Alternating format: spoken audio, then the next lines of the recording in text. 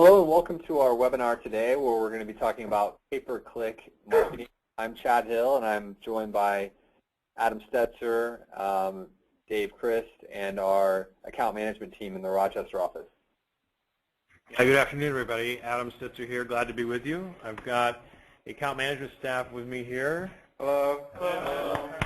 And we're really excited to be joined by Dave Christ as well to get into this really exciting topic today.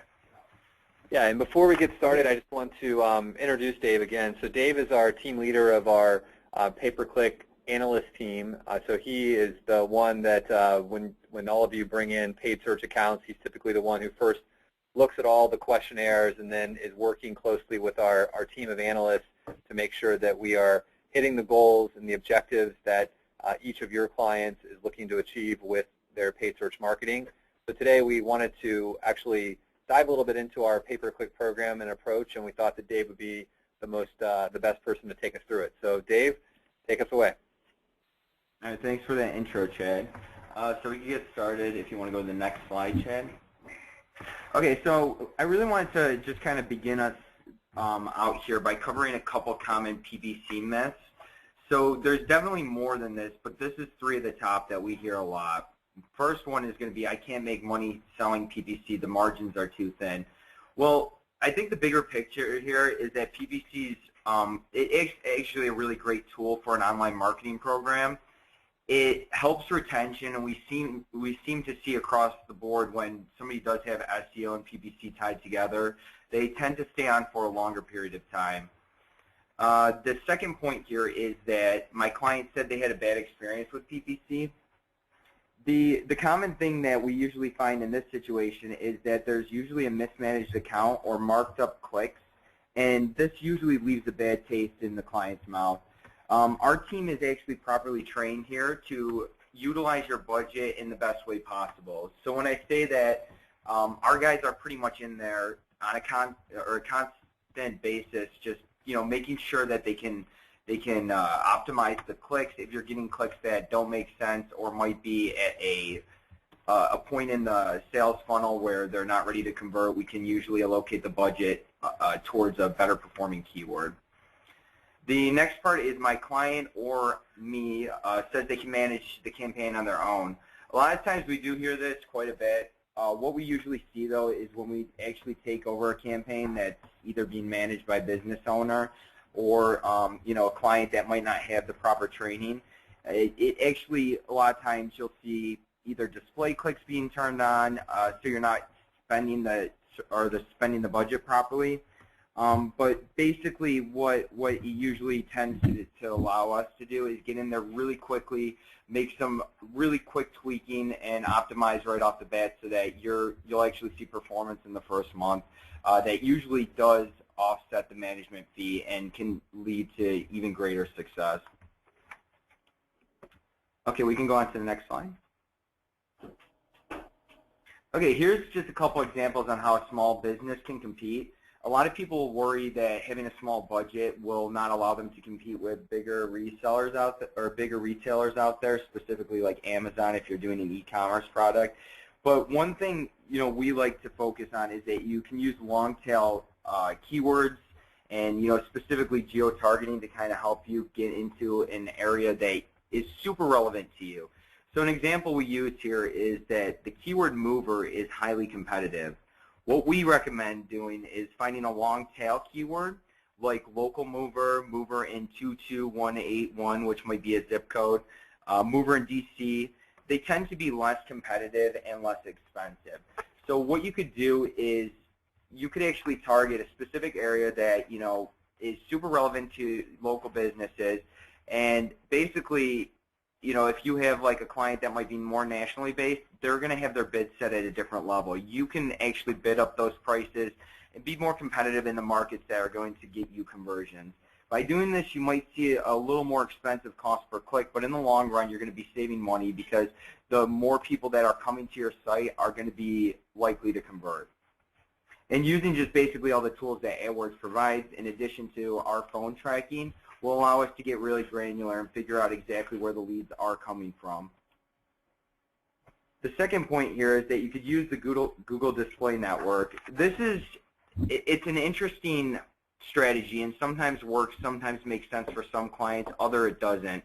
The nice thing about having an analyst on board and working on your campaign is we can help you make these decisions and give you insights into that. As far as the display network goes, clicks are usually far less expensive than Google search, and that's just because a lot of people, when you're basically using the Google display network, you're trying to reach out to people, so you're trying to get in front of people. When you're using the Google search network, people are actually trying to reach out to you, so it always tends to perform better on search than display. So those clicks are actually more valuable. But with the display network, you can target websites, audiences, and topics across the display networks, and you can really get out there using image ads, video ads, rich media formats, so you could use Flash, those sorts of things to get in front of people. It actually makes sense from a branding standpoint. Again, I think utilizing the display network with search makes sense for some businesses, some it doesn't, but we can make those decisions with you.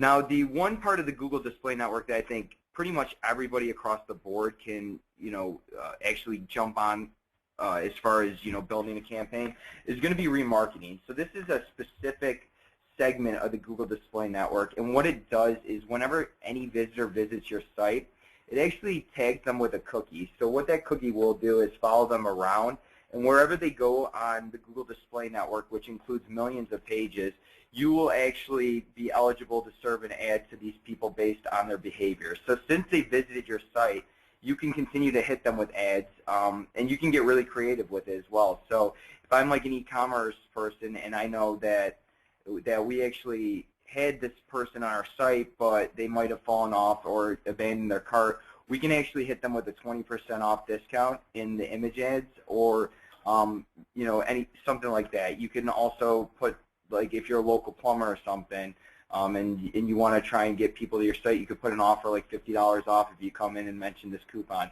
So you could get really creative with it as well. Dave, sorry to interrupt, but a few questions coming in on the chat window. Definitely. One is, you're talking about remarketing or retargeting. What is the difference between those two things? And they're the same thing. It's just an interchangeable term between them both. Okay, and another person came in and said, I'm still learning the ropes on PPC. Can you tell me what remarketing is again, but slower this time? Yeah, definitely. So I do speak a little fast. I apologize for that. So remarketing, the way it works is there's going to be a script placed on the page itself. So that might require a little assistance. I think we're going to be able to do it on our side when we do get everything taken care of here. So we'll walk you through those steps. The account managers could also bring you up to speed on that. But what it is basically just Google will basically track anybody who visits your site. And what it does is it builds we call it a cookie pool of individuals who have visited your site. So if they come from either search, organic, direct, they basically can actually end up in the pool. And what will happen is you can actually direct ads directly to them. It looks like Chad brought up a graphic here as well, so this could kind of bring you up to speed. So the web user goes to your site. Again, it can come from any traffic source. It doesn't necessarily need to be coming from paid search. It can come from direct, organic traffic. Once they get to your site, they actually get registered with the cookie, and then if they go around to, like, let's say a popular site, I think like CNN might be one, you'll see them on a lot of sites. It'll say like ads served up by Google. Any of those locations, your customers have the potential of seeing your ad there. And we can actually set into rotation how many times they'll see it, but it just follows them around. So you don't necessarily lose a sale, and it's basically these people have shown interest in your product. Let's get them back to your site so that they actually do convert. David, this is a relatively new feature that Google laid out. When did they bring this out? It's been around for a couple of years now. It's become a lot easier to actually manipulate and a lot more smart in the past couple months. So we could actually target a specific page and send a specific ad based on the page that they come to. So a good example is for an e-commerce page, if somebody abandons their cart, we can actually hit them with, come back, you left something in your cart that's specifically relevant to what they have done. But if they just came to your site, you can hit them with a different ad if you just want to, present branding. So that's an example. Even if, like, let's say, like on a a home remodeler, for another example, if you go on their site and they have different tabs, one for bathroom remodeling, one for kitchen remodeling, you can actually tag them based on each of those areas of the site they've shown interest on and hit them with an ad based on that. So if they go to the bathroom remodeling page, you can hit them with an ad that says, you know, still looking to remodel your bathroom, come check us out again, come get a free quote, and you can do that same with kitchen. So it's very tailorable, and it's a very powerful tool. Okay, we can continue on to the next one. Okay, so this is a good question. Are any of your clients good candidates for PPCs? You know, again, as I had mentioned before, a small business with a low budget can certainly have success with PPC. The things you need to consider are people actually actively looking for your products or services on Google?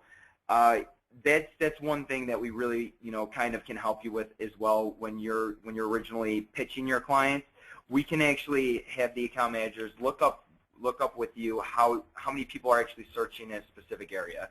So, you know, we'll know exactly what budget makes sense, and we can help, you know, actually give you suggestions on what you should be telling your client they should do in order to have the most success with PPC. And then again, as we had mentioned before, just about any business can find targets on the Google Display Network. So the nice thing here is with the Google Display Network, you can actually target specific placements. So if there's a website out there that does have Google ads on it and your client wants to be on that site, we could specifically target that. We can also do it by topics. So let's say you have a lawyer as a client, you can actually target law blogs, or, you know, maybe like how-to sites that are looking for law advice. So, you know, it does offer a lot of leniency. Again, the clicks are cheaper, but you know, I think for a branding standpoint, display is going to do a lot more for you. But if you're looking for direct leads, you're going to be spending the majority of your budget on search. A lot of times, I think for most of the clients, it's about 80% of the budget going towards search and 20% for display. We can go on to the next slide as well. Okay, so these are the top PPC platforms. Google obviously is the biggest one. It's the 900-pound gorilla in the room. It's, you know, has 90% of the clicks. Highest competition there as well, because a lot of people will, you know, they want to get in front of the largest amount of clicks there. It does have the best display and retargeting network, and it also has heavy mobile saturation. So pretty much any mobile phone nowadays does use Google, I think, across the board as the default search engine. Specifically, I know Android does because it's owned by Google. So if you have a pizza place, you know, Google will do a lot, or Google mobile traffic will do a lot to drive you know, leads and sales to your business. We also mentioned Facebook on here as well. This is great for tapping into expressed interest and demographics. This is definitely another one of the more branding-oriented ones. I use the example Old Spice for targeting 18 to 23-year-old males. So I think that's their main demographic, and I can break it down to both age.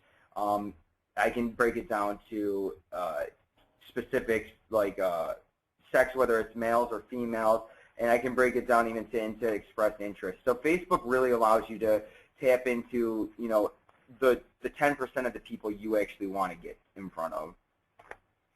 Then there's Yahoo and Bing. This makes up the Bing Ads display network, or the Bing Ads pay-per-click network. And this is a lower search volume than AdWords, but it is trying to hold on to the market. They are actually, you know, Yahoo is making up a bigger market share now, so it's definitely moving into Google's territory. So, you know, where we said 90% of the clicks, it's definitely cutting into that 90%. It's generally less competitive than AdWords, and so with that less competitiveness comes cheaper CPCs. Now, the thing with Yahoo and Bing, when we're kind of like targeting smaller plans, I just wanted to make it kind of aware. We usually put most of our effort towards Google, and that's because if you put, you know, some of the budget towards Yahoo and Bing and you want to run Google as well, it's two platforms to manage. So it's better off to have the analysts spending their time in Google than to kind of split it based on I want half the budget to go here, half to go to Bing and Yahoo. So I think optimization-wise, it does make sense, but definitely when you have more budget and a bigger plan. Okay, yep, we can go to the next slide. Okay, so PPC budget. This is the hardest piece of the puzzle, is trying to initially figure out what budget your clients should use. So what we need to do is, you're going to get questions like how much does it take to own my keywords? If I want to get in the first position, how do I do that all the time? How many searches are there for keywords in my market? How much do they cost per click? If I pay $4, will I always be the first position? So to answer some of these questions, the main thing you need to remember is you can't guarantee a position. Google uses a specific algorithm called quality score, and I won't get into too many details, but it's not just based on if I set my bid at X, I'm going to get the #1 position. And it's a constantly changing market because it's based on bids. So we can definitely do our best to get you in an average position that you want to get in, but it's definitely hard to guarantee that, and it changes on a daily basis. I know specifically, you'll see a market, somebody else will enter it, and you'll see the cost per click drive up quite a bit because they're willing to spend a lot on those terms. So it is very fluid. It does change day to day, but it's definitely something that you should definitely not tell your clients we're going to be able to get you in the first position. It does change. We can get you in a high position, sometimes even the 2 and 3 position. You'll end up getting a better cost per lead there because they're at a cheaper price. So the other thing is to remember here is you need to flip the conversation around to get a better understanding of expectations. The one thing that some of you guys may have experienced with me is I will actually, if you fill out a PPC questionnaire, I'll send it back if I don't think that the goals are achievable. So the best way that we can kind of keep the retention at a level that we're comfortable with, that you're comfortable with, is to be upfront with your clients. Sometimes PPC doesn't make sense for every client out there, and we want to be realistic upfront and tell them, this is going to be the cost per lead. If they're looking for something that's totally out of left field, we'll let them know that it's not reasonable, and we can work with you on trying to get an achievable budget. So what I like to do when you're actually reaching out to your clients is ask them how many customers they're looking for from the program. I use the example here of 10 new customers. How many calls does it take to get a customer? If they say they close 50% of the calls and they need 10 new customers, then I know that they're going to need at least 20 leads coming through there. So then the average service business website converts between 5 and 10% rate. This could be higher, could be lower. It definitely depends on the website, but you would need 200 clicks, in order to get that. And if you get a cost per click estimate of $4, and the customer would have an ideal budget of $800. So this is a very good rundown. You could use this to kind of thin in your customers' numbers to get a sense. If they come back to you and say, well, there's no way I'm spending $800 on the budget to get 10 sales, then it's not going to make sense for them. So it's probably not worth pursuing PPC because they're just going to be unhappy in the end. One question for you, Dave. One person put in the chat window, when we start PPC, it seems like there's a lot of testing, A/B testing, keyword testing, and there's invariably some waste of media spend. Yeah. Can you explain kind of why that is and why that can't be moved through faster? I mean, I sort of know that's sort of just the nature of the beast. You can't get it perfect right out of the gate, but why don't you give the folks on the webinar a little feel for why that is? What are the analysts actually doing? Okay, yeah, definitely. We usually do set up, and I'll get into this later in the presentation as well, as far as what the analyst roles are. But we do ad copy testing right off the bat. So what we like to do is we set up 2 ads to rotate based on what's going to perform better. So and basically there's always going to be an ad that somebody's going to click on more. It either has a catchy headline, it might have some catchy ad text, it might have an awesome offer in the ad text itself. Like with lawyers, you add like free consultation in there. For some reason, people, they see free, they click. So we kind of use our best judgment and the data to kind of gauge what's performing best. Now, based on our initial assumptions, we may be like, hey, this one's going to perform better, but you need to be able to run both them and get the backing up and the evidence behind the scenes to say this one is definitely performing better. And then when we feel comfortable with that level, and it usually does take maybe about a week worth to get data, then we'll be more comfortable saying, okay, I'm going to pause this ad, or I'm going to tweak it, and we'll introduce another one in that might outperform the old one. So the idea here is just to kind of keep jumping from one ad to the next ad to the next ad in search of the best ad. Some clients really like the ad copy specifically tailored for them. If it's a branding thing, maybe they have a tagline. We're willing to work with that as well. But you could really go as far as you want the analyst to. So if you want to give them a little more control over creativity, trying to look at the site for maybe some new ideas, we can definitely work with you on that, and we'll work to get the best click-through rate and conversion rate on those ads. Right. Okay, we can go to the next. One more point on that. I think part of that question also is we have to sort of always be looking at casting a wide enough net to make sure that we're actually getting the exposure and the impressions, but yet filtering and refining that as we learn. So, for example, there's a whole part of keyword of how you bid on keywords about whether you're willing to accept broad match keywords or very specific exact match keywords. Sometimes we may want to go more towards a broad match keyword, never completely broad, but a longer, a less specific keyword, and then we can filter back and say, okay, well, from that keyword we matched on 6 or 7 specific keywords. These 3 were good, these 4 are bad, or these 4 are good, these 3 are bad. Let's now refine that and filter out the bad stuff. So as a result, there always is a little bit of waste, or a little bit of less than optimal spend. I won't call it waste because you're learning from that to know what the exact keywords are that are going to work. So that we're always kind of balancing that out. Yeah, very true. Okay, and here's some PPC selling points. So this is just basically for you guys to get a better understanding and feel more comfortable about our services. So you can let your clients know that you offer very flexible PPC campaigns that include, AdWords certified analyst is number one. Basically, what that means is each of our analysts has taken the 2 tests required by Google that basically says that they are professionals, and you have to renew it. I believe every year you have to take an advanced one, and every 2 years you have to take the basic one again. So it is one of those things that our analysts are constantly up to date with the latest information, from Google, and they're tested on that. So the second point here is monthly optimization tasks automatically assigned to the analyst. So these go through a variety. I'll go through them in a little more detail in 2 slides from now. But you'll actually be able to log into our dashboard and see specifically what the analyst is working on. It's automatically assigned to them, and they'll put updates in there and let you know what's going on with the campaign.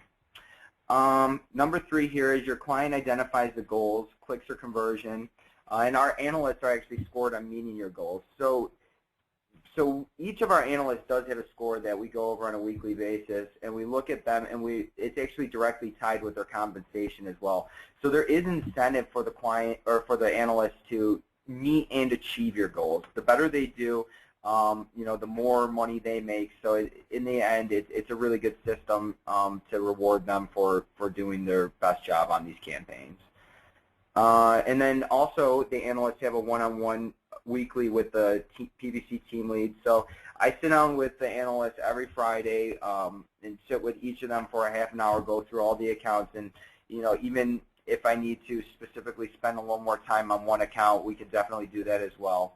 So that there's more than one set of eyes on these, and it helps basically to get multiple viewpoints and be able to, each of us have our own ways that we like to run campaigns, and some of us will offer suggestions that one might not have thought of. So it's really nice to have like almost a team working on your PPC accounts. And then also all data is reported in the dashboard. So the total spends in there, the number of goal completions, and that's going to be analytics, conversions, and phone calls. So you can see that as well. Details about your keywords are in there, and then even notes from the analyst. And then I also have down here on the bottom, you can offer clients a call to action focused landing page from our web development team to get PPC off the ground right.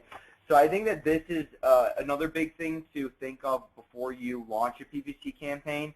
You know, if their website doesn't look well, it might even be better off to wait on the PPC 1 month, use that budget towards a new website, and then actually launch the PPC campaign right. Because I've seen a lot of times where, you know, a website's not built to convert, and then when they launch PPC, you get into the situation where they're just not happy with the campaign. So I think, you know, performance is definitely partially on the PPC team when it comes to, you know, choosing right keywords.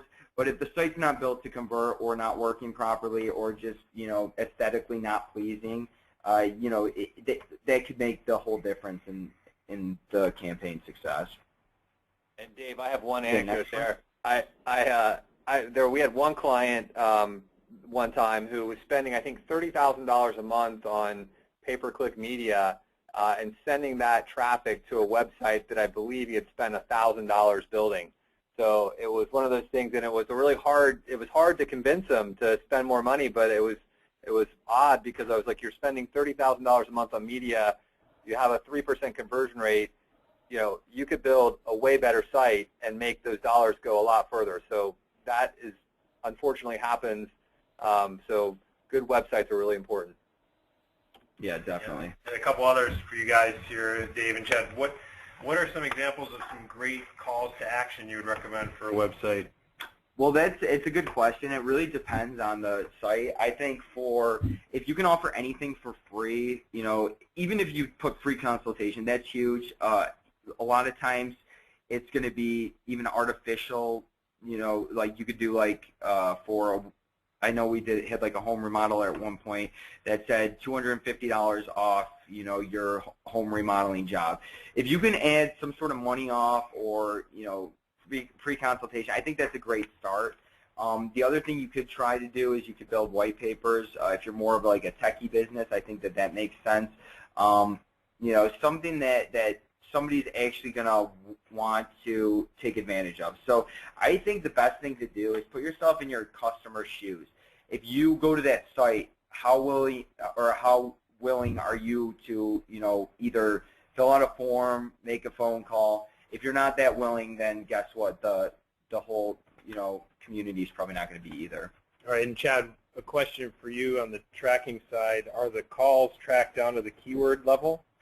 Maybe, I don't know if you have a slide coming up on this or not. Yeah, that's something we're going to be talking about a little bit later. We have a great a new announcement. Calls are not to attract you. Well, let me back up from that. So calls, you have the ability to buy as many numbers as you would like from us at HubShout. So you could, in theory, buy hundreds of phone numbers, and then what you do is you could set up hundreds of rules on our tracking, our sales setup screen, and we could set destination URLs to trigger those rules. So technically, we could give you keywords or calls at a keyword level. Most people, that's overkill. So what a lot of times we do is we try to have a phone number for every campaign or every ad group so that we get a little bit more granular information, but not going to some irrational extreme of hundreds of phone numbers. So and we'll talk a little bit more about that in a minute. Excellent. And the last one here, so there's two, asking about retargeting, and as resellers, how can we ease into this? Let's hold that, because I know that's what you guys are going to finish with on special promotion today. What was that, one more time? Next slide. Okay. Okay, so the latest PPC products and features, this is just a couple things that I wanted to, you know, kind of continue on the PPC selling points. So, you know, I mentioned it before with the certified analysts where they have to stay on the cutting edge to, you know, pass the test, but we're able also to stay on the cutting edge because we work directly with a Google agency team. So we actually have a weekly call with them. They give us some really cool features that a lot of other, you know, agencies might not have, including some Google betas.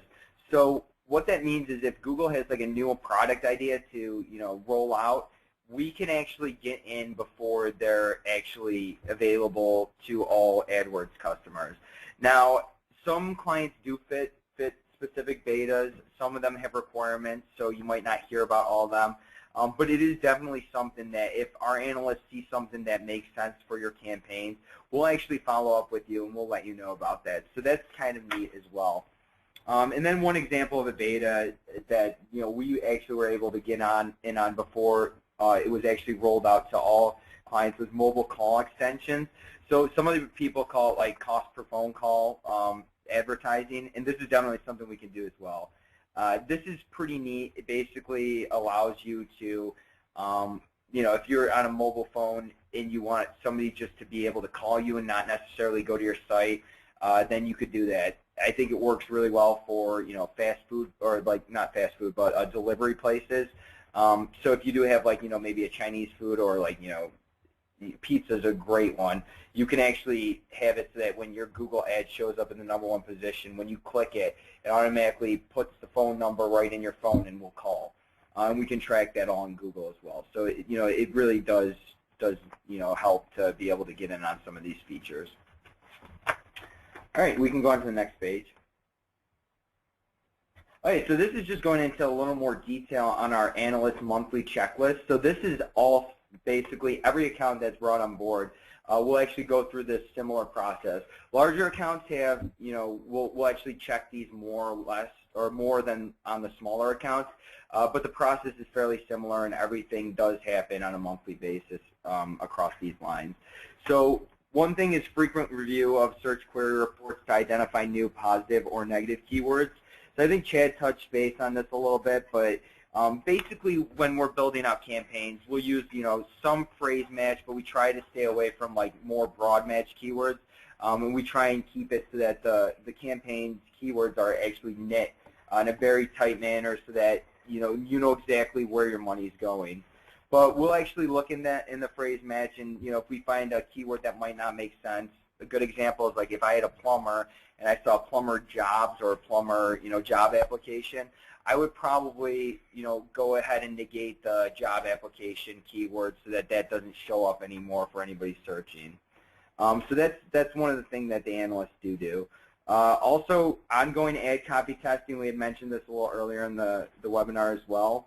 And this is just to maximize the click-through rate and the conversion rate. So we'll do the best to get the best ad copy out there. And once we feel comfortable with that ad copy, we'll introduce another one as well to continually optimize that. The next part is review impression share for campaigns and make budget suggestions based on this review. So what impression share is basically how many times your ad showed based on how many searches were out there that your ad was eligible to show. So a lot of times this is limited by budget. Sometimes it's limited by rank, so you don't have your bid set high enough, so you might have fallen off the first page.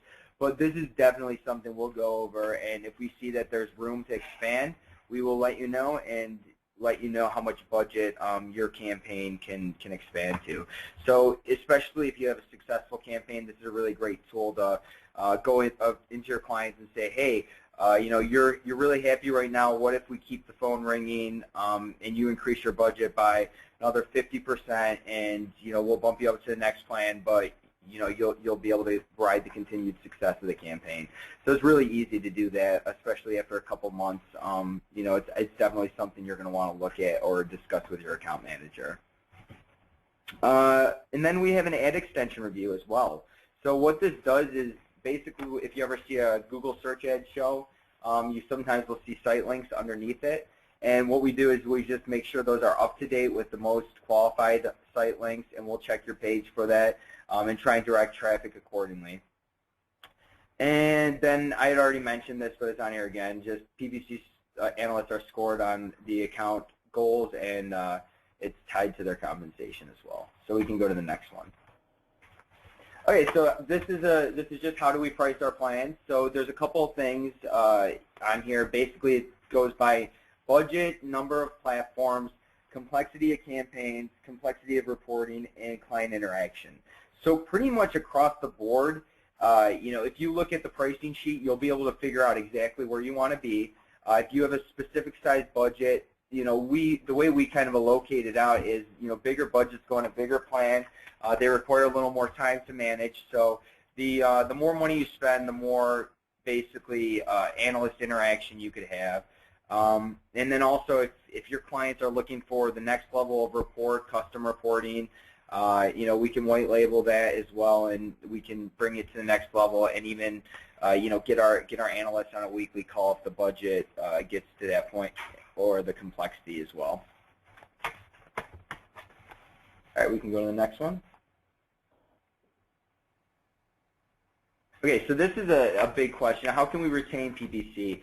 So I already covered this a bit, so I'll kind of glance over it pretty quickly, but I think setting expectations that are reachable up front are the biggest thing. It is better to tell a client that we can't achieve certain goals than to take on business and get them upset when we can't reach these goals.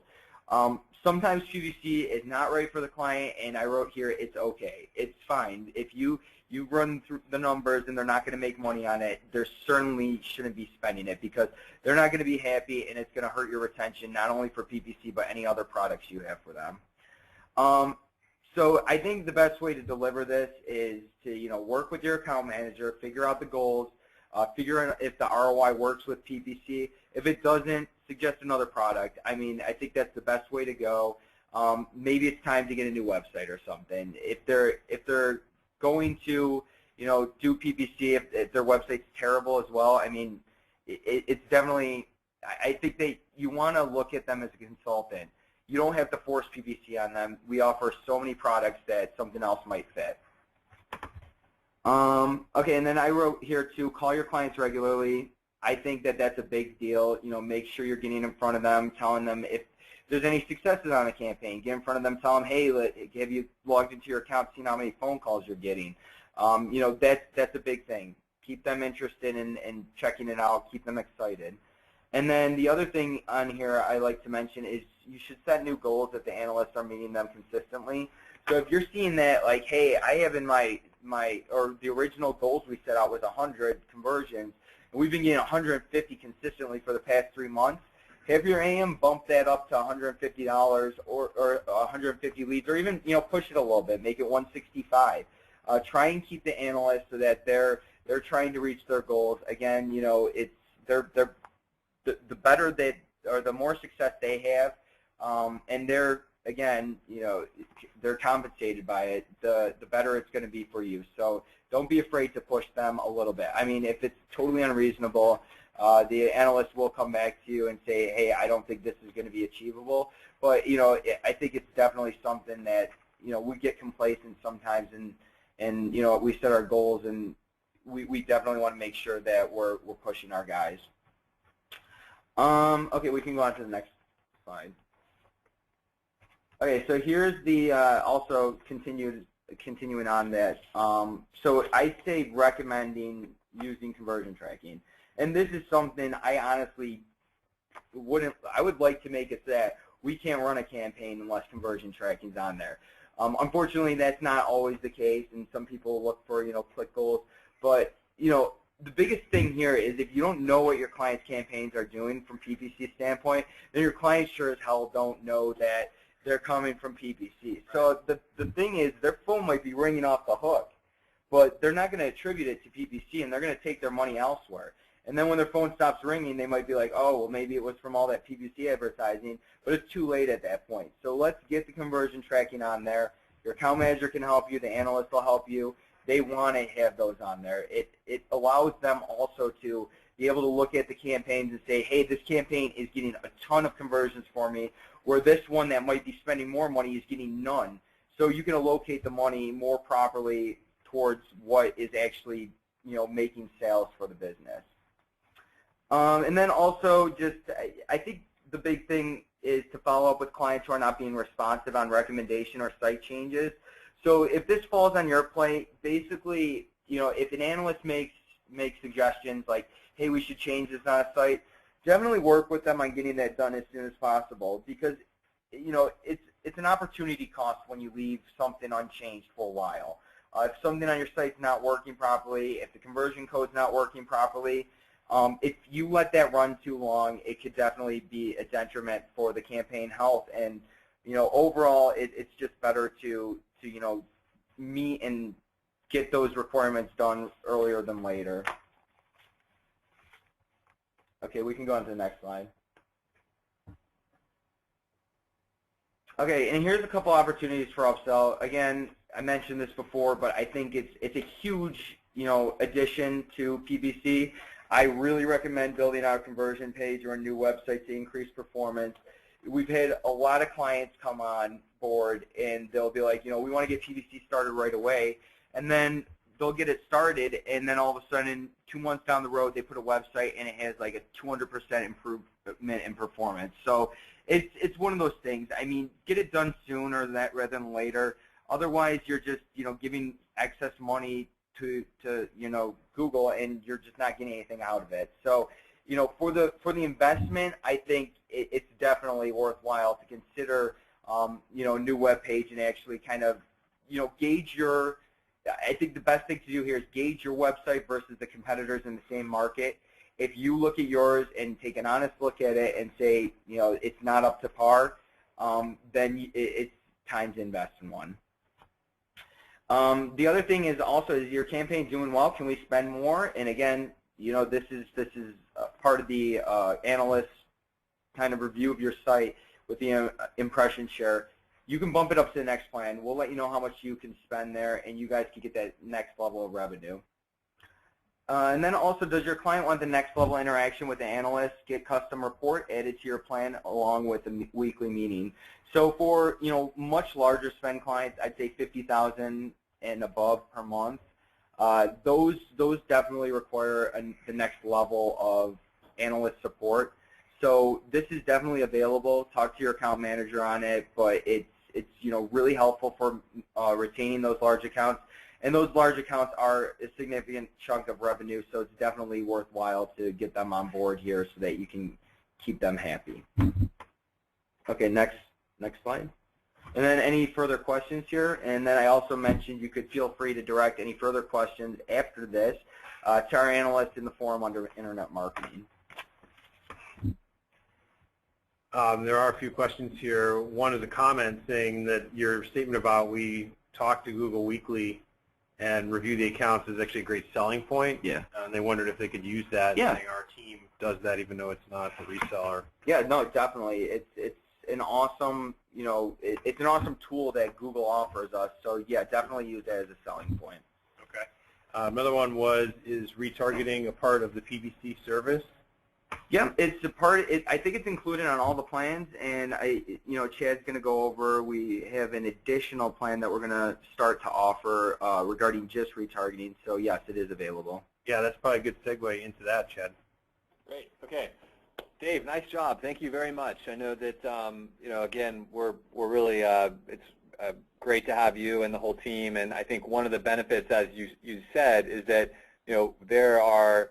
I think there's a whole analyst team there that every day is talking about and comparing notes on how performance is improving on their campaigns, and you guys work very cohesively as a team. So I think we really have a great team, and it's something that we really obviously from your presentation you did, we know what we're talking about. So thanks a lot for putting this together. Let's shift gears a bit and talk about remarketing. I put this graphic up earlier just to make sure everyone understood it, but I think we generally get the idea that remarketing is all about whenever someone comes to your website, you can add them to an audience, and then you have the opportunity as that person moves across the web to other websites to specifically target them because they came to your website prior to that, right? So it's a little bit, you got to kind of get your head around that. The whole idea is that whereas traditional pay-per-click advertising is all about picking keywords or picking websites where you want your display ad to show up, retargeting is all about specifically targeting people who have actually been on your website. So it's always awesome when we get phone calls where people say, hey, my client's so happy because they saw their ad on the New York Times or their ad on some really well-known website. That's usually because of retargeting, right? Our typical small business client isn't going out and doing display ad buys on the New York Times. So what we wanted to do is offer remarketing, a remarketing boost that could complement SEO programs. So what we want to do is offer a free retargeting campaign that will be bundled with any SEO plan that has premium placement on it. Okay, so you do need to have the premium placement program, but you'll be able to add a remarketing program on top of that. Now what we're going to do on our side is we'll set up and manage a remarketing program. It's going to be a basic one, but we're going to do the Google Analytics script upgrade. You do have to make a change to the website to add a new version of the Google Analytics script on. We'll take care of that. We'll set up the audience that builds based on when visitors come to your website. We will create a text ad and use the Google Display Ad Builder to create some display ads as well. We will then manage your budget and bids. You can set your budget. It has to be a minimum of $100 a month. We'll go up to $300 a month. Now that's money that you or your client has to pay. We're not including that in here. And we'll also set up the appropriate Google AdWords MCC for your agency and then any client accounts in there. So we're going to bundle that in. Now that's what you get. I think this is a great way. Someone asked, what's a good way to sort of dip my toe into this? I'm maybe just doing SEO today. I'm thinking about pay-per-click. We think this is a great way to dip your toe in because what this is going to do is, Dave mentioned, the average conversion rate, let's just call it 5%, maybe 10% for a really, really great website. That means 90% of people that are coming to your website aren't converting. What retargeting lets you do is to follow that 90% around and hopefully get another 6 or 10% back to your website that do convert. So you can actually boost your conversion rate and then show a higher return on investment for SEO when it's complemented with retargeting and remarketing. So very quickly, what's not included in this? We won't do some of the really advanced custom audiences and messaging that Dave mentioned. So I'm showing you my bathroom ad versus my kitchen ad. That's not included here. We aren't going to manage budgets greater than $300. We're going to stick with, again, fairly basic ad creation. So if you want one of our graphic designers to create a very custom display ad, you can do that, but that's not included in this program. And then again, you do need to have, we can't retarget, the minimum audience size is 100. That's a Google rule. So if a client has no visitors to their website, we won't be able to use retargeting. Most clients, if we set the cookie to expire after 60 or 90 days, we'll be able to at least generate an audience with 100 visitors in it. So this is something we're really excited about. We also think this will be a good way to, as I said, get someone to dip their toe into some pay-per-click, and if it works well for them, it opens the door to cross-sell or upsell them to a more managed plan where we then do some of the other tactics that Dave talked about in the webinar.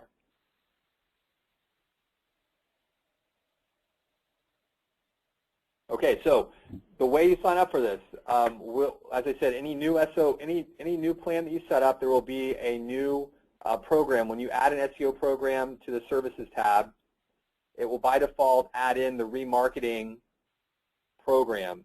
You'll have to manually remove it, so you can remove it if you don't want it, or you can leave it in there, and then that will allow you to take advantage of this program. The other thing, for any existing campaign that you have with us that you would like that already has premium placement, or you've been thinking about adding premium placement, you can add that on by the same route we go today. Contact your account manager or customer service, and they will send you a SOW to fill out or to sign, and then we can manually add the premium placement and the remarketing boost program to your campaign. All right.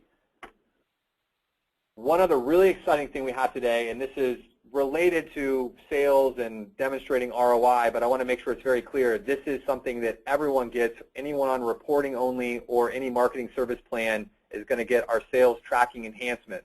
We've made 2 really cool sales tracking enhancements that we're going to spend the next 10 minutes covering. The first one that we've made is that we are now automatically adding the marketing medium to web leads.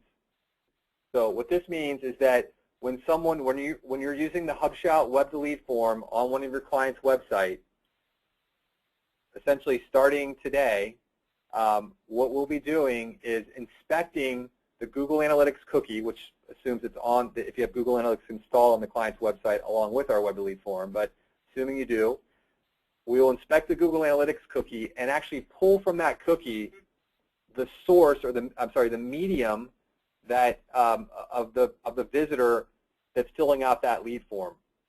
So the typical mediums you might see are direct, organic, CPC for pay-per-click.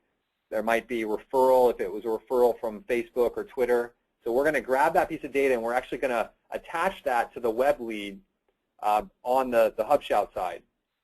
In addition to that source data and that medium data, we're also going to be capturing the latitude and longitude of the person completing that web lead form. And we'll talk about why in just a second. Now, the reason this medium is really important is because today, what you want to be able to do is say, here are web leads you're getting from someone coming directly to your website. Here's web leads from CPC, from cost per click advertising. Here's referral information. And we'll now be able to better fill out the analytics on the sales tab, which we'll demonstrate in 1 second. Now, the second feature that we are launching today is that we're going to be mapping all calls and web leads using Google Maps in the dashboard. And this is also really, really cool because we're, again, by pulling in some of that data from when the web lead is submitted, the latitude and longitude, along with the actual address information if you collect it, we're able to actually place those pins on Google Maps in the dashboard, in your dashboard. And then the same thing with phone calls, because we know the caller ID, and along with the caller ID, we get some other information from the phone company that we can use to place those pins on a map. So let's take a look at these two new features because, again, I think these are really cool things that create great eye candy along with just being, great features to be able to show your clients.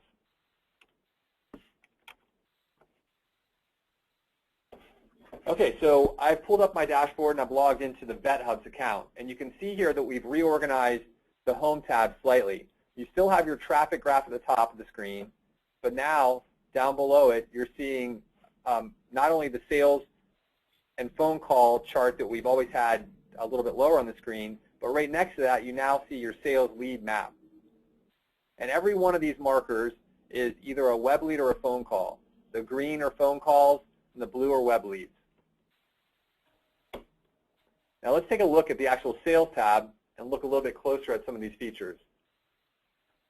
So again, the sales tab has also been updated so that we're showing again that same information. You're seeing green phone calls, blue web leads.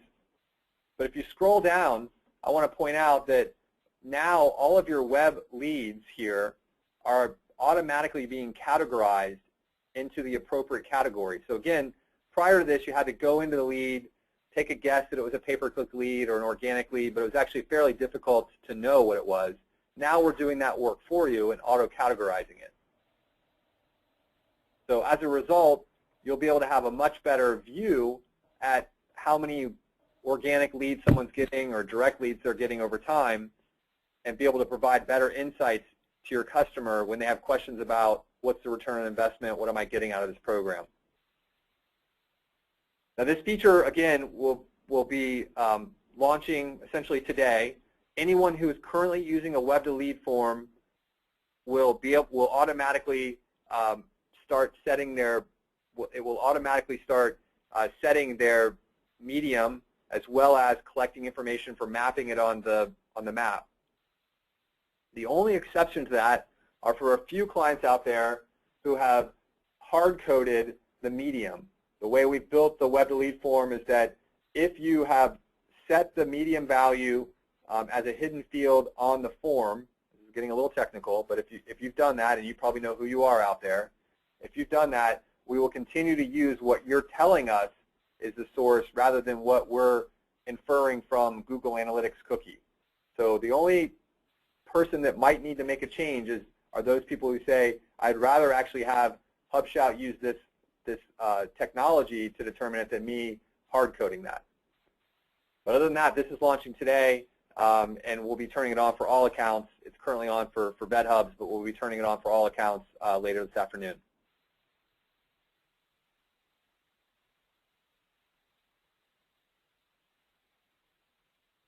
Okay, well, these are exciting new features, and I know that probably takes a little bit to digest this. We'll also be announcing this in the forum later on today.